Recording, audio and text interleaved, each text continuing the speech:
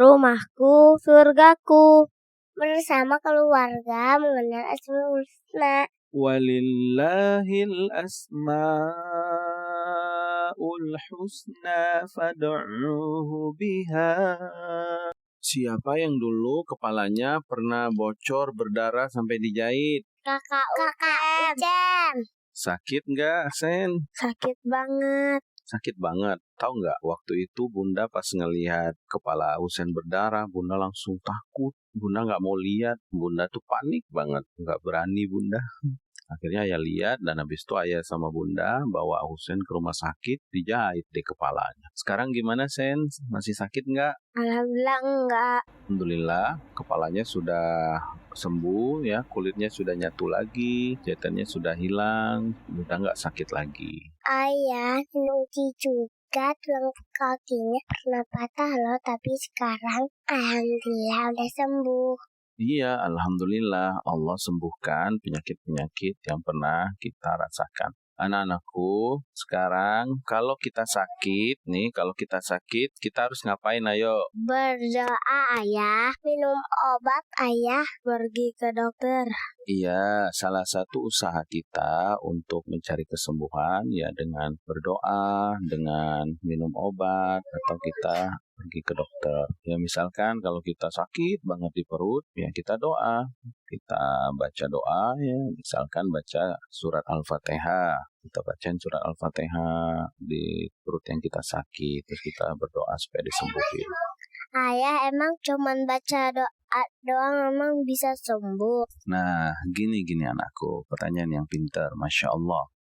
Memang doa, minum obat, pergi ke dokter, makan makanan yang bergizi, yang thayyib, yang baik, seperti madu, minyak zaitun, habatus sauda, itu semua bukan yang bisa menyembuhkan.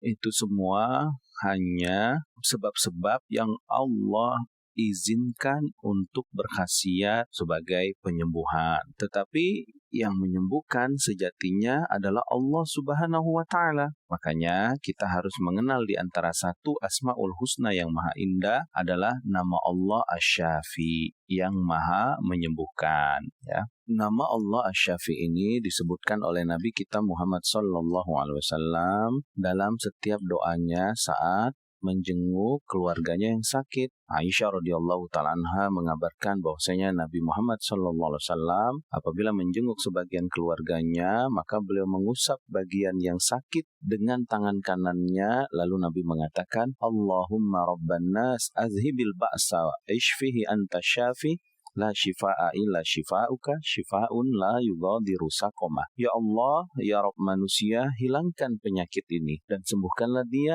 Engkaulah yang maha penyembuh, tidak ada kesembuhan selain dari kesembuhanmu, kesembuhan yang tidak menyisakan penyakit. Hadis yang diriwayatkan Bukhari dan Muslim.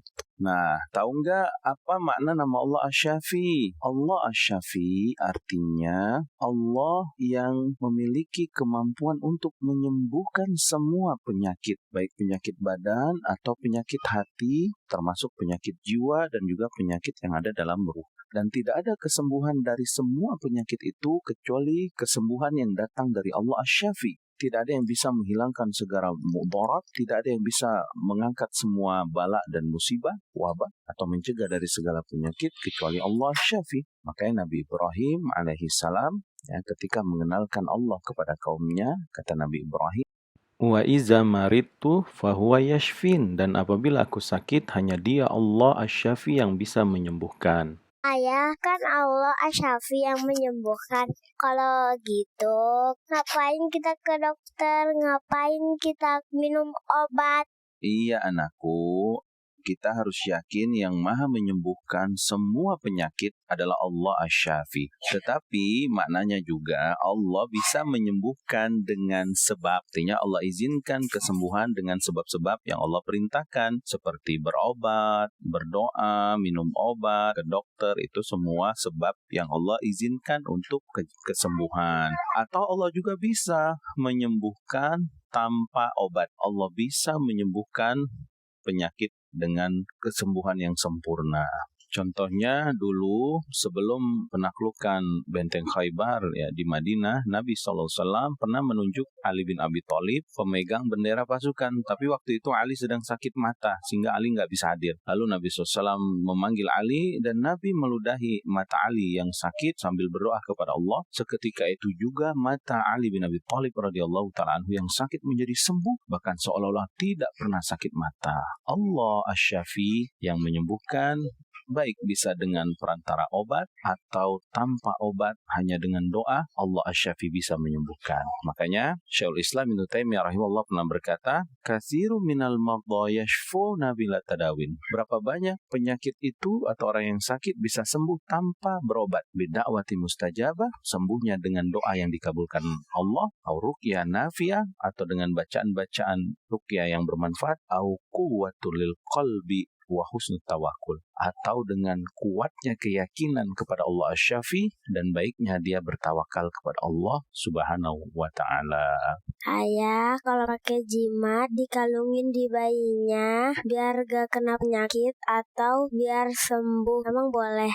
Nah, itu nggak boleh ya anakku. Kenapa? Karena itu bukan sebab yang Allah perintahkan, bukan sebab mencari kesembuhan yang disyariatkan. Bahkan Nabi SAW melarang kita untuk memakai jimat-jimat seperti itu. Nabi SAW pernah bersabda, "Man ta'allaqa tamimatan faqad asyraka." Barang siapa yang menggantungkan tamimah itu jimat-jimat untuk mendapatkan kesempurnaan seperti kesembuhan atau menangkal segala mara bahaya, faqad asyraka, sungguh dia telah berbuat syirik kepada Allah Subhanahu wa ta'ala. Dahulu dari Imran bin Husain radhiyallahu ta'ala anhu, dia pernah mengatakan bahwasanya Nabi pernah melihat seseorang memakai gelang yang diperlihatkan padanya yang terbuat dari kuningan. Lalu Nabi SAW tanya, "Wahai hakama hadhihi, engkau pakai ini buat apa?" Lalu orang ini mengatakan, "Minal wahina." Oh, ini aku pasang untuk mencegah dari penyakit wahina. Penyakit wahina itu ada penyakit yang khusus ya di tangannya itu. Maka Nabi SAW pun mengatakan, ama innaha la taziduka ila wahnan. Maka sebenarnya gelang yang kamu pakai tadi nggak akan menghilangkan penyakitmu, malah semakin menambah penyakit-penyakit kelemahan. Kemudian Nabi suruh lepaskan, in bisha anka. Kata Nabi, lepasin gelang itu, buang. Fa innaka law mitta, karena kalau engkau meninggal, wahya alaika, engkau masih pakai gelang ini, maaflah ta'abadan, engkau tidak akan beruntung selama-lamanya. Artinya dia meninggal dalam keadaan kesyirikan sehingga dia nggak akan mendapatkan keberuntungan ya, kemenangan sebagai orang-orang yang beriman. Jadi kita tidak boleh memakai hal-hal semacam itu